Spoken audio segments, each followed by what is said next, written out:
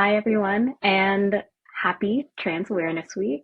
My name is AC Dumlao, and I am with Athlete Ally.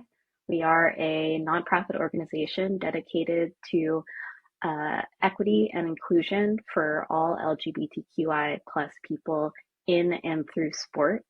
And I have the honor of getting to moderate this panel. A little on me before we get started. AC Dumlao. I use he and they pronouns, and I am calling in from Lenape territory, also known as Brooklyn, New York. And I am very grateful to be on Team Athlete Ally.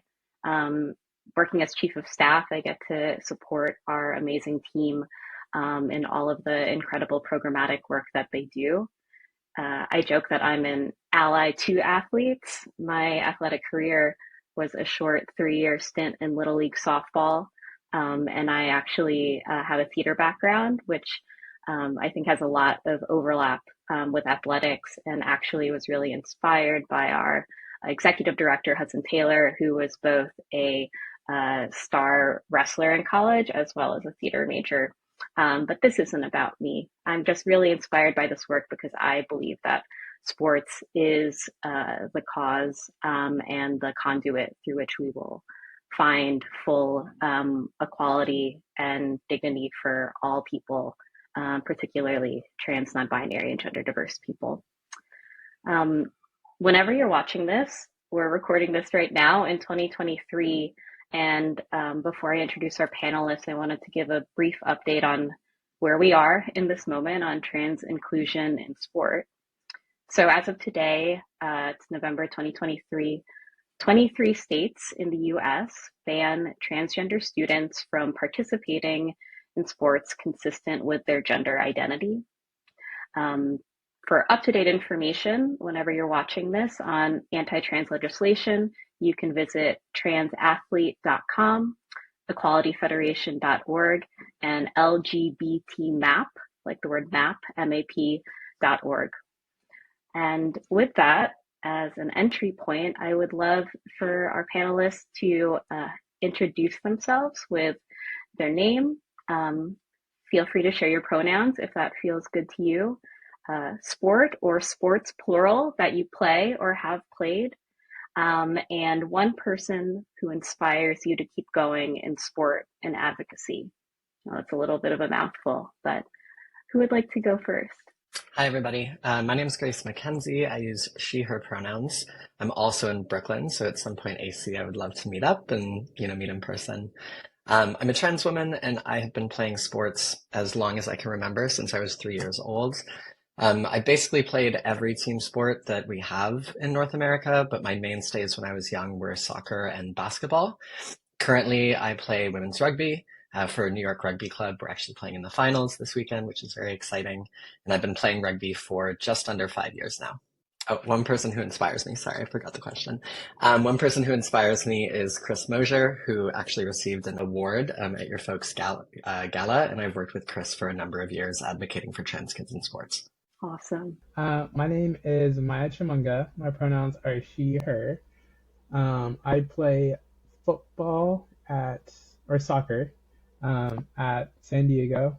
Trying to think what else. Trying to think team sports I played. I basically played also all of them. And I would say one person who inspires me to keep improving and doing better and keep advocating is Megan Rapinoe. She did a lot for just Title IX and getting women and queer people to play, and she still does. And even when she retires, I look forward to see what she does. So yeah. Thank you. Gwegwe, hello. My name is Benny Skinner. I use they, them pronouns. I'm a two-spirit trans non-binary person calling in from the Haldeman Tract. So I'm calling in from land that is in the traditional territories of the Anishinaabe, the Haudenosaunee, and the Neutral Peoples. And it's also territory that is under the One Dish, One Spoon wampum as well. So I abide by that treaty. And on top of that, the Haldeman Treaty of 1784 further enshrined Haudenosaunee rights to inheriting this land. So, we are still colonially occupied here, but I'm really thankful to be able to, do the good work that we're doing here today and do the work that I do at the University of Waterloo as well on this land, and appreciative of all that it has given me. My my primary sport is rugby. I play rugby league as well as rugby union, and that is majority of my athletics nowadays. Although I grew up playing competitive hockey, I grew up playing basketball. I played a little bit of football, aka soccer, and I also played a little bit of American football as well. So all around, love a team sport, but rugby is the one that I'm most passionate about. And a person who inspires me to continue in my advocacy work is actually this person. I will call them E. They are actually a lot younger than me. They are a youth who plays at my rugby club and a person that I've had the joy and pleasure of connecting with. I've connected with their family and I consider them friends of mine. And E is a rugby athlete themselves. They use they, them pronouns, and they continue to live their truth even as a young person in a world that is very, very scary right now. Especially for those of us who use they, them pronouns and who might not, present gender in a way that is welcome in a lot of spaces. And it's kids like E who keep me going and who make this work so worthwhile. Awesome. Thank you all, from, big name celebrities to folks in our personal lives. I think it's so special to hear about those kind of connections and inspirations. So on that kind of theme of those personal relational experiences, we've observed that in rugby there's a really particular sense of camaraderie and teamwork in our observation. And so, Grace, we wanted to hear a little bit about your experience with your teammates through the years. For sure. So, my experience with my teammates throughout the years, I have played now for 3 different rugby clubs, 2 in the Bay Area in California, and now 1 in New York City. I have never had a poor experience with any of my teammates throughout all of my rugby clubs that I've played with. I was recruited to rugby about a year after my transition began, my medical transition. I never once experienced hostility or transphobia from any of my teammates or any of the opponents that we played as well. I think that is a testament specifically to the women's rugby culture down here in the US, at least. It is incredibly queer. It is incredibly welcoming. I have played against and with other trans and non-binary people. It's really a non-issue for us in the rugby community, which is totally at odds with the transphobia that we've been experiencing from the governing bodies of rugby. Luckily, USA Rugby is still allowing trans people to be included and really supporting that inclusive environment. But we've seen legislation and rulemaking all the way up to World Rugby, the governing body for the entire world, as well as with local and country-based unions like England Rugby, Rugby Ireland, these sorts of places who have been banning trans women from elite competitions, but also all the way to participating in community competitions.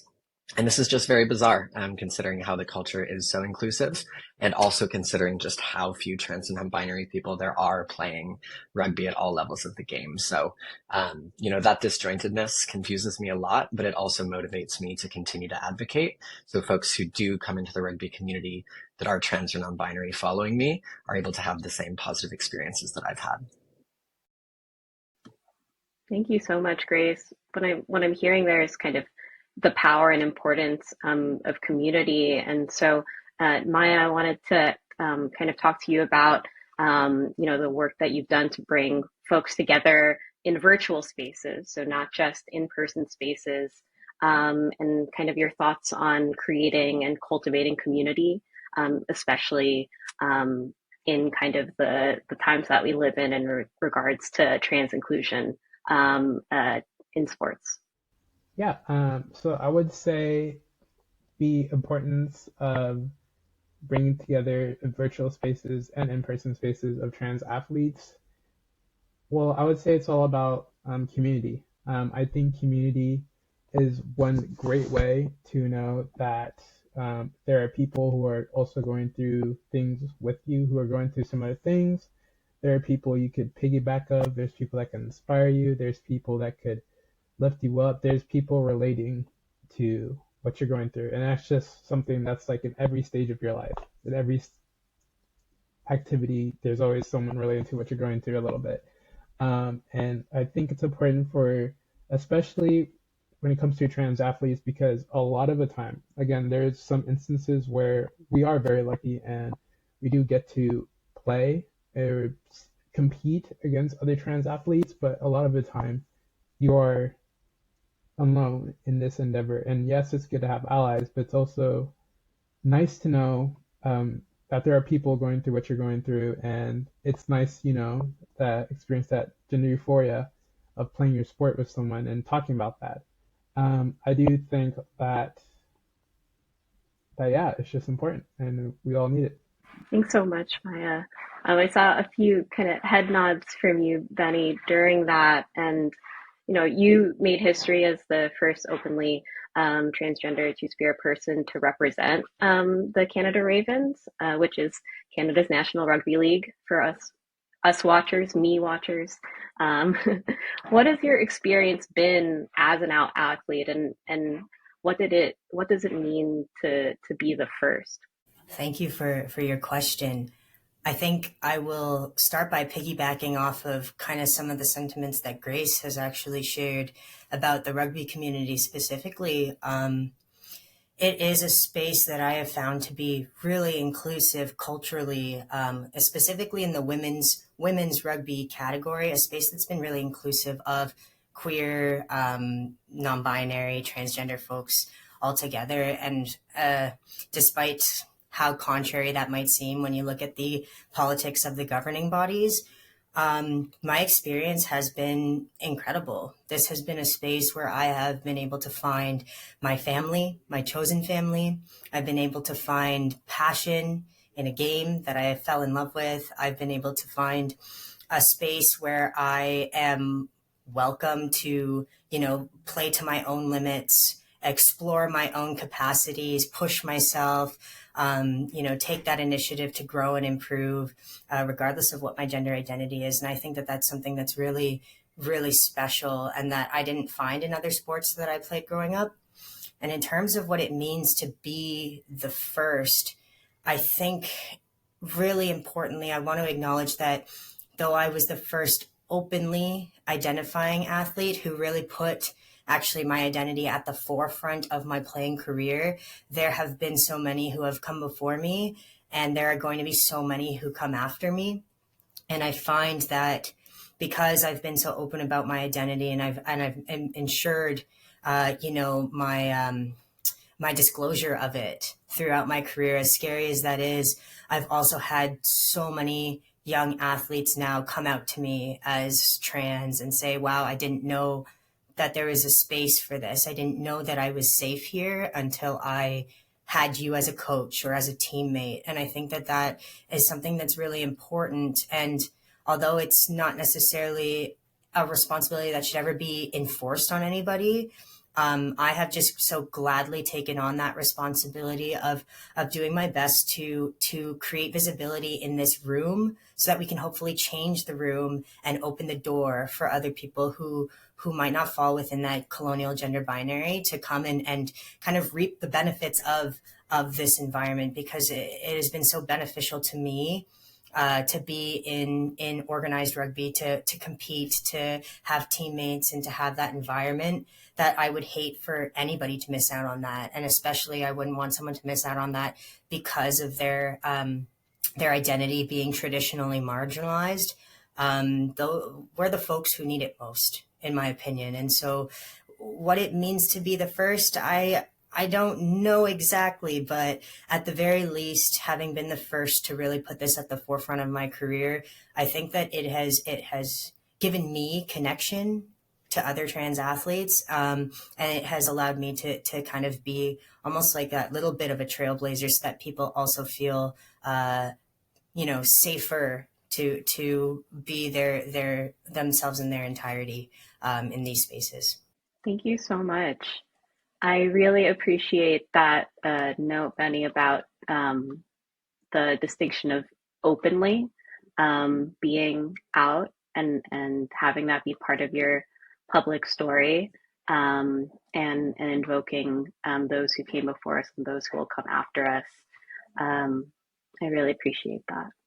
Grace, I know that, many similar threads, and would love for you to share with our audience, and with our co-panelists about the work you've been doing with Rugby for All, and kind of following this theme of what do we hope for in the future, what do we want for other folks and their experience, and being included in sport. Yeah, thank you for that question. To talk a little bit about the work that I have done over the years, I want to start off by saying that both Benny and Maya, I think, were connected through some of the advocacy work that I was doing, specifically Benny in terms of rugby. And then Maya, I think we connected on Instagram first and then met at the park in Seattle, when I was visiting there. So just a very small world among trans athletes. I think that speaks to the idea that there are so few of us, and all these bills and these rules are just trying to solve problems that don't exist. But in terms of my own work, a number of years ago, I think about 1.5 or 2 years after I started playing rugby, there were rumblings and inklings about these rule changes that were happening at World Rugby. And there was a possibility that trans athletes were going to be banned at some level of the game. When this happened, I was obviously feeling very threatened about my space in the sport. And rugby has been probably the most beneficial outlet I've had as I've faced transphobia in other parts of my life, been going through a challenging medical transition journey. And I think I was motivated by the fear of losing access to that community. What that pushed me to do is me and a few other folks who I played rugby with started a petition calling upon World Rugby to consider the impact that this would have on trans athletes within our community, within the sport. I think at this point we've garnered about 25,000 signatures on that petition from athletes all over the world. I keep getting notifications from change.com that people are still signing on to it, which I think is phenomenal. But, we sent in those documents, we sent in that petition. I worked with International Gay Rugby, or IGR, to put together this massive package with interviews and statistics and scientific research, which we sent to World Rugby when they made a call for submissions before the rulemaking actually happened. Needless to say, they ignored all of that and they passed the rules anyways, which I think really speaks to the fact that this was a predetermined decision. It was motivated by politics. It was motivated by hate. It was not representative of the women's or inclusive rugby communities, union, or league throughout at least North America, Turtle Island. And I think through that work, it evolved into something that was greater than just a petition, and it was a response to what World Rugby had put forward. Me and a number of other trans athletes, a number of other allies within the rugby community started an organization called Rugby for All, where we advocated, tirelessly within rugby communities online through Instagram and through websites. We worked specifically with members of the USA national team, like Eagles, who had been playing, folks like Alev Kelter, like Kate Zachary, who understood as they were coming up through the ranks that this is an inclusive community that they want to maintain that inclusivity in. I've had the opportunity to speak on panels like this to massive corporations. I did a panel where we spoke to Credit Suisse with changing the game, wild stuff like that came out of this. And I think that awareness brought other folks from the rugby community into the forefront, folks who had potentially stronger, more effective voices based on the privilege they had, to call for that reconsideration of these rules. I think a lot of that work has contributed to the fact that USA Rugby has stayed open to trans athletes when they have obviously had pressure from around the world from World Rugby to change that. And I'm so thankful that the work that, myself, Benny, all of these people who have been involved with have kept that open in Rugby Canada, in USA Rugby, and other rugby unions around the world. So that's kind of the work that we have been doing. I think over the years, and especially recently, there has been some disheartening progressions in terms of these bills that have been coming out en masse, at least in the United States, banning trans kids from playing, some sports actually banning adults from playing up to the ages of 26. We still continue to do this advocacy online on Instagram. We're posting information, we're reposting things, we're trying to educate as much as possible. But I think the focus here is firefighting and dealing with the emergency situation that we're in, where people are losing access, specifically children are losing access to a function sport that allows you to learn teamwork skills, conflict resolution skills, the ability to work towards goals, having a supportive community that can help you through dealing with the transphobia that we're seeing on such a massive scale right now. It's tough. It's been really, really hard to see us backtracking. It's been really, really hard to see the advocacy work that we're doing landing on deaf ears, but it's not disheartening enough for us to stop.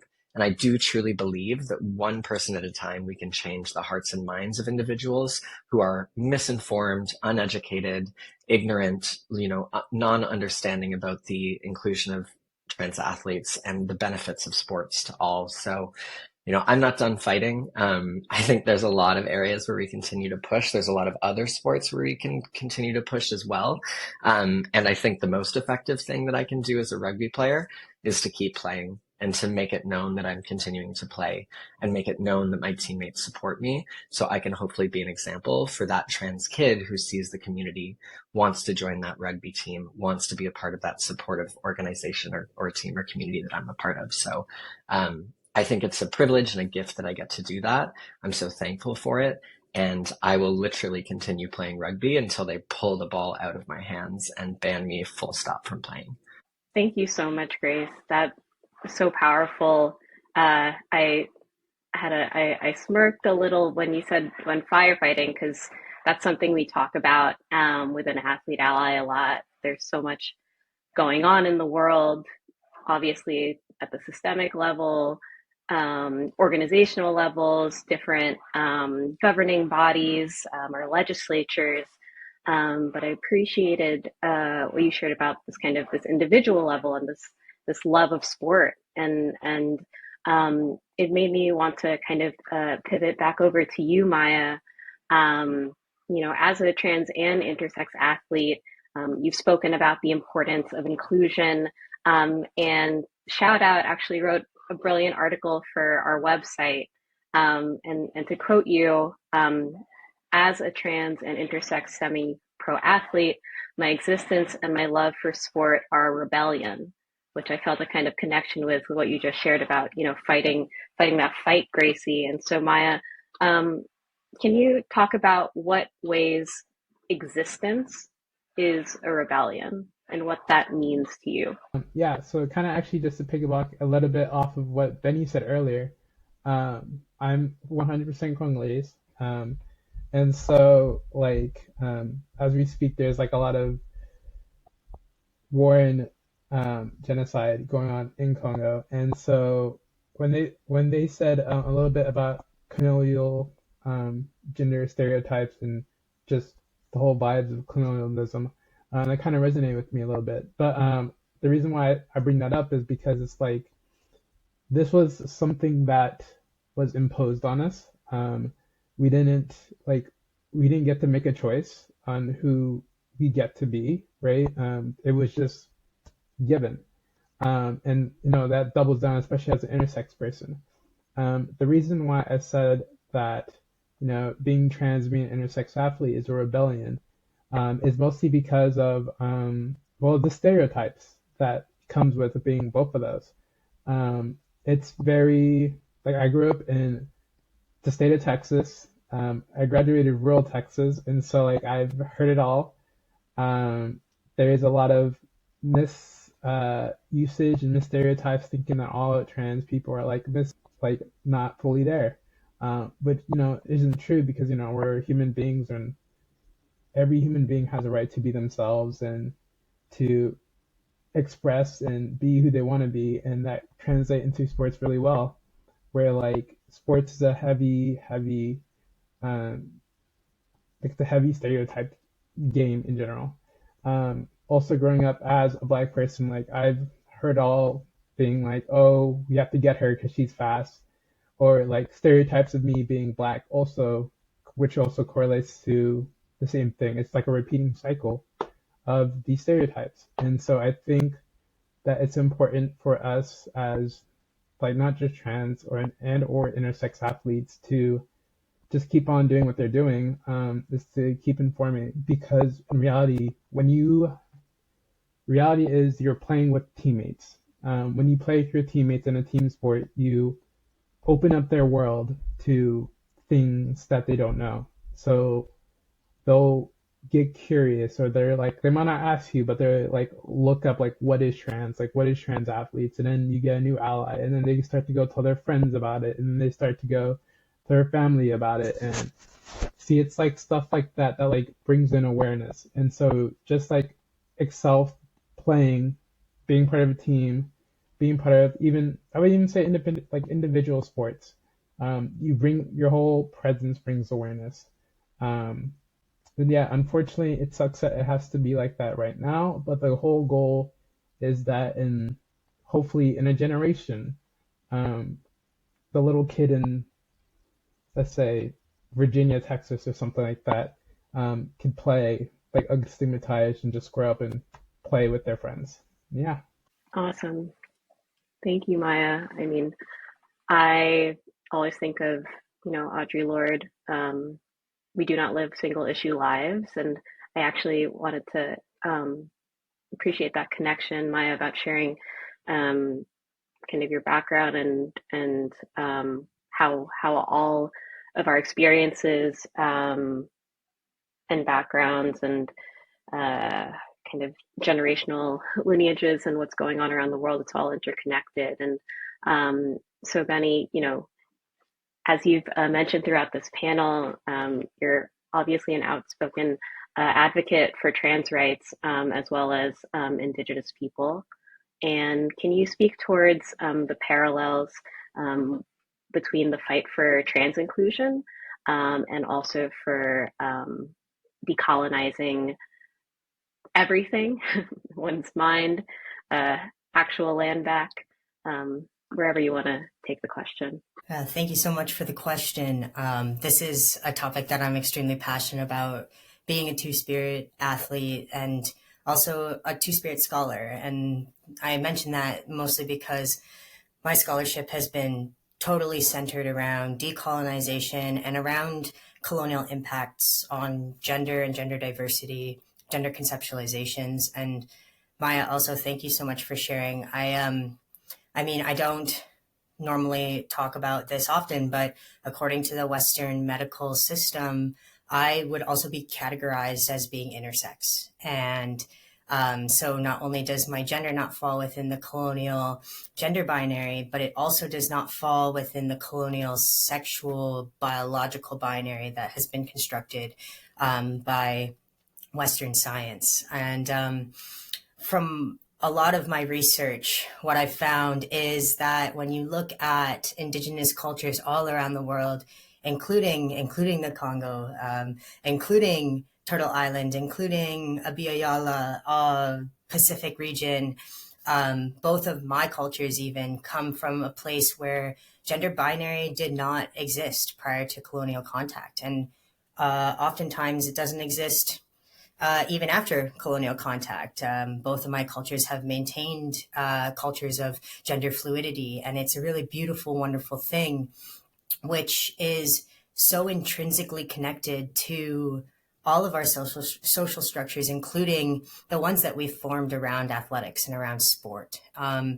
Going back to, some of what Gracie was talking about in regards to World Rugby's, decision and how the politics of that played out. A lot of the feedback from countries, like specifically we think about New Zealand, we think about countries like Fiji, part of their feedback was we simply can't implement this because we legally acknowledge genders that are outside of the gender binary. And so it simply would be impossible for these implementations. I know that part of Rugby Canada, part of the discussion that we had during this time was also understanding that Indigenous inclusion means also creating space or holding space for people who fall outside of that colonial gender binary. It is intrinsically connected to the inclusion of Indigenous peoples to make sure that you are also including space for Indigenous peoples who are Two-Spirit. And so that's kind of, that's it in a nutshell for me, right? When we think about decolonization, we have to think about decolonizing the way we actually understand, interpret, conceptualize gender, and how we have embedded, these ideas into our structures. Right now, when we categorize our sports based on a gender binary, that in itself is a colonial structure, right? That's an embedment of a colonial structure that comes culturally from Western European underpinnings. And although it's going to be really difficult to deconstruct that binary, especially because it's so ingrained in sport, the very first action that we need to take is the inclusion of people, even if these categories are flawed in themselves, at least opening those categories up so that people can participate, regardless of if they identify with one of these categories, or maybe they might identify with both of these categories, or one on one day, one on another. Making sure that there are pathways to inclusion is what's going to open the door for more openly gender diverse athletes to develop their athletic careers, develop their reputations in their sport. And hopefully we can get to a place one day where we can deconstruct these structures that we have created. But in the meantime, the pathway forward is ensuring that at the very least, we have that space for people to participate in whatever category they feel most comfortable with. It doesn't even come down to identity at this point, because there's no non-binary league for me to participate in. But at least saying, well, you can play rugby, let's find you a space for now, and then maybe later we can create a space for you designed for people like yourself. That's a different conversation. But at the end of the day, this is all intrinsically connected. And thank you, Mya, for also bringing up, being a person who has had to experience both these gender stereotypes, and then these other stereotypes related to race, right? When we look at the history of the world, these things are not separate. They are all interconnected and they interact at all times. And it's something that we need to really be cognizant of going forwards. Thanks, Benny. AC, And do you mind Grace, if I jump in really quick? I was going to go right to you, and expanding on those thoughts of inclusion and allyship. So go for it. Amazing. Benny, all of what you shared there, Mya, everything that you shared is so important and so true.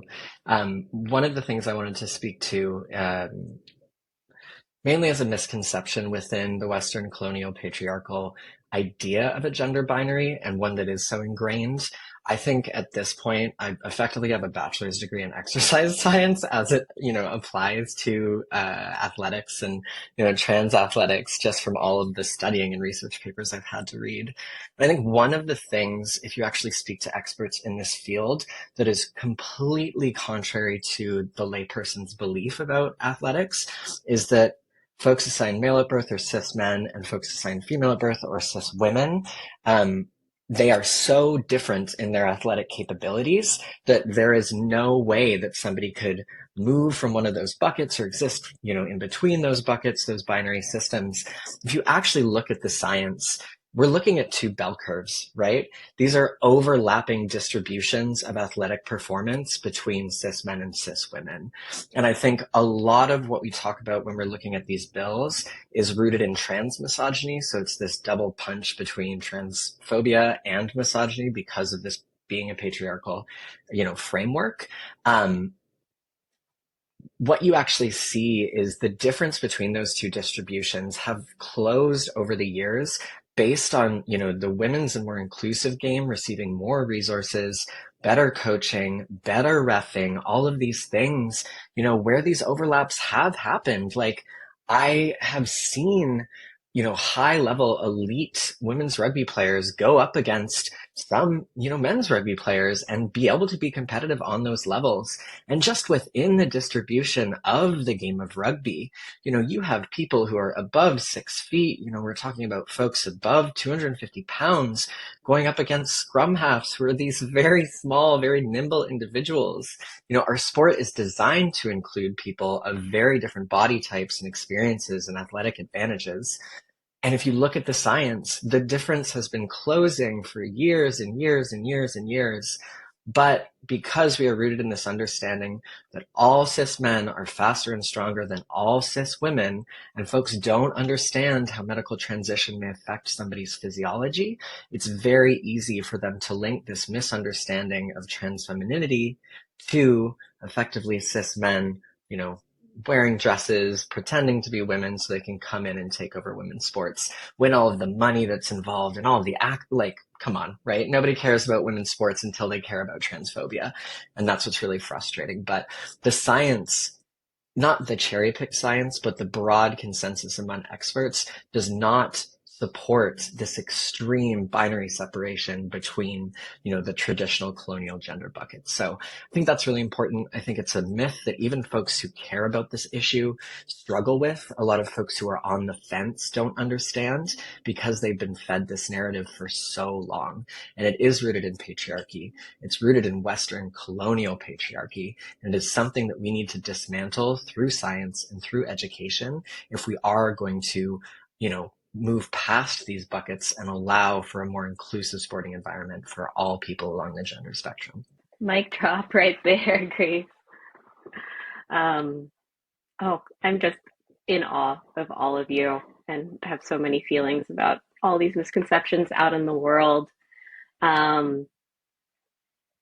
Ultimately, I think going back to talking about decolonization, it's about, decolonizing one's mind about and facing, like, I really like what you just said, Grace, about even people who are allies have these misconceptions and have these implicit biases because that's what we've been exposed to since coming into the world. Everywhere you turn, myself as a non-binary person, the binary is everywhere. And you can't help, or I can't help but internalize some of these messages, and then it's our turn to kind of combat them and re-understand them. And yeah, there's science that says that cis women are better than men at long distance running, right? But you're never going to hear about that. I once did a training and a disgruntled cis man said, what would happen if you let a man and a woman compete against each other? It wouldn't be fair. And it's not even trans stuff. I just brought up the battle of the sexes and Billie Jean King and Bobby Riggs. There's so much cherry picking out there. And this, having all three of you on this panel is just so wonderful to be able to put that information out into the world for folks to absorb and listen to. We are coming towards the end of our time, which I cannot believe. But before we do our kind of closing, which to preview for you three is about support and messages we would want to give to trans youth. Is there anything that's come up in this conversation that anyone has a burning desire to share about or kind of tie a bow on? Something that I would love to tell youth in general, trans or cis, is that if you feel like people are trying to put you in a box that you don't fit into, trust yourself, because you know yourself better than anybody else. There is not a single person who is able to be inside your head except for you. And trust that. And even when you have to make concessions, sometimes we have to do that for our own safety. We have to hold things in. We have to hold our truth in sometimes. Just know that there's going to come a day where you can live that truth. You can speak that truth. And there are other people like you. Okay. You're not alone. And that day will come, even if it's not today, but please hang on to that truth and don't let anybody else tell you what your truth is. You are the sole expert on yourself. And I want every child to remember that, because that is something that saved me when I was growing up. Is I said, there is no way, one, that this is incorrect, because this is just the way I am. And two, there's no way that I'm the only person who feels this way. So please protect your peace, protect your truth, hang on to it dearly, and look forward to the day where you can live that and speak that openly and in a much safer space. I can kind of speak a little bit to what you said there, Benny, as well, but to a different audience. I think inevitably the people who are going to watch this video and this recording are going to include the parents of trans children, who I know are most likely experiencing such overwhelming despair and hopelessness. All I can say to you is fight like hell for your children, because hope is not fully gone. There are people who are doing their best to support you in this fight and are trying to represent the love and the care that you give to your child. For example, this t-shirt is from the New York Gotham, an NWSL team who is in the finals this Saturday. A massive women's sports team in a phenomenally progressive organization cares about your child, is fighting for your child's right to play. There are people, cis and trans, who love your child and want to see them succeed. And I know that you will do everything that you can to support that child. Do not give up hope. Return to this video if you have to. Avoid that bunk science that's out there. And just remember that the best thing you can do is love your child and support them right now. So that's all I'll say on that note. I'm so thankful for the opportunity to speak to these audiences, and hopefully this gives you a better understanding of where we're at in the state of the world, and does share with you the fact that there are people who love your child. There are people who are back behind you, supporting you as well. Thank you so much, Grace. Maya, do you want to take us home with a message of support to trans youth who love sports, or the folks that love them? First things first, Gracie, I just want to tell you that Rain will definitely beat Gotham. Secondly, I do want to give a little message to trans kids, especially people of color. I know that in our community, it is very hard to be yourself. It's very hard to explain yourself, especially to a community that's very steeped in their own traditions. I just want to give a message and say that I know things might be hard, or you might not be able to come out, or you might not be able to express yourself, but in one day you will be able to live your truth. And like what Benny said earlier, just keep holding on to who you are. And there will be a day where you get to live your beautiful life, and you'll get to show your families, your friends, and your coworkers, your teammates, or who you are, just who you are. Live your truth. Keep playing. And most of all, despite being an advocate, which sometimes I don't want to do if you're young, but the more important of it is to have fun and make friends, and and just communicate and have fun. And we gotcha. If you have any questions, just reach out to someone you trust, and yeah, you got this. I know that these were messages for youth, but I really needed them right now too.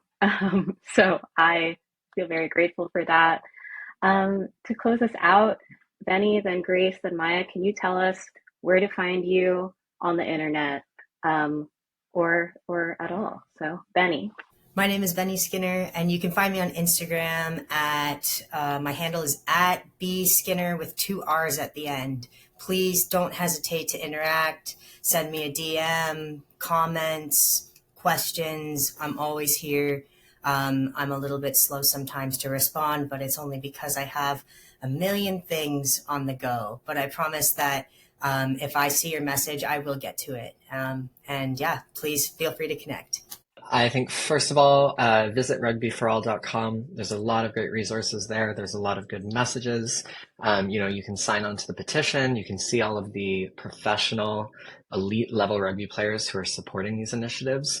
You can also follow Rugby for All on Instagram. We're constantly resharing and posting information, educational materials you can use in conversations with folks who may have misunderstandings about trans athletes in sport. And if you want to follow me, you can find me literally anywhere on the internet at with Grace 2. That's TOO at the end. I'm most active on Instagram. I do a lot of work advocating there and communicating with folks who are in my following. And I would love to connect. Send me a message. If you have questions, I'm very happy to answer all of them. I'm really excited for the opportunity to connect with all of you and speak further on the issue. If you want to just ask me any questions, or just have anything you want to say, or just want soccer advice in general, you can reach me on Instagram, which is probably the best spot. I'm sorry for anyone who learns English as your only language, because I speak French and I put my Instagram bio or my Instagram name in French, so I'm sorry. But it's Mya Tshimanga. So it's my name and then EST and then DROLE. And yeah, that's the easiest way you can reach me. So thank you all for this amazing conversation. Again, I'm AC Dumlao, Chief of Staff at Athlete Ally, and you can find us all the places: Twitter/X, Facebook, Instagram, LinkedIn, and our website at Athlete Ally or athleteally.org. And I'm going to ask my panelists to say a goodbye wave as we close out this recording. And happy Trans Awareness Week.